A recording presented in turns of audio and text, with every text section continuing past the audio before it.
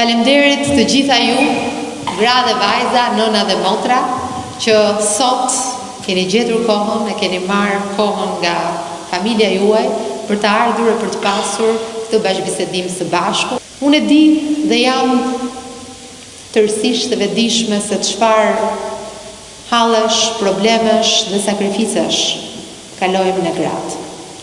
Dhe gratë janë një fuqi e madhe që çon jo vetëm familjen përpara, por që çon komunitetin dhe shoqërinë përpara. E di shumë mirë se çfarë barre dhe përgjegjësie bani mbi supa në të përditshmën tuaj.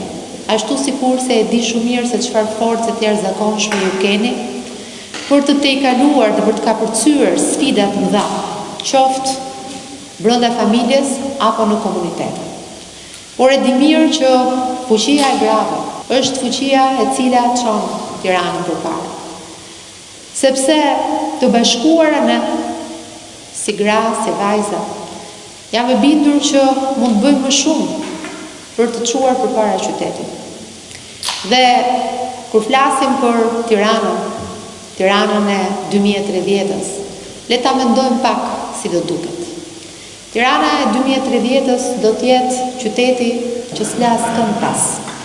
Tirana e 2030-s do të jetë qyteti që i jep mundësi grave, nënave, që të kenë më shumë hapësira për punësim falë gjithë mbështetjes dhe investimeve në çerdhe, kopshte, shkolla, për të lejuar ato për të qenë më hapësirë, për të patur më hapësirë për punësimin e tyre. Tirana 2030-s është Tirana ku nënat nuk nxitojnë për të marrë fëmijët nga shkolla sepse duhet që t'i çojnë në shtëpi në orarin 12 apo 1 e drekës. Por Tirana 2030 do të jetë hapësira që ne do të krijojmë për nënat, për fëmijët të cilët do të qëndrojnë edhe pas mësimit në shkollë.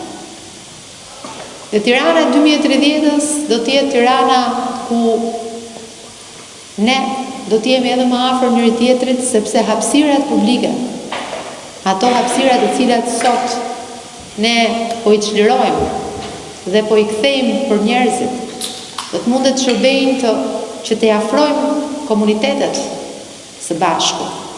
Dhe të gumëzhin nga zërat e fëmijëve me parqet, me hapësirat çlodhëse, me hapësirat sportive, aty në zona, tek lagjet ku ne jetojmë dhe ku kalon pjesa më e madhe kohës sonë.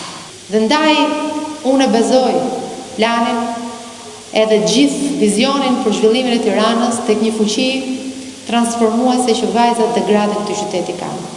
Sepse kur gratë dhe vajzat duan që t'ja dalin dhe t'i shkojnë deri në fund një pune, ato ja dalin nga forca e jashtëzakonshme që kanë, nga vendosmëria që gratë dhe vajzat kanë, nga këmbgulja e mbi të gjitha edhe nga fuqia e bashkimit kur ato bëhen bashkë.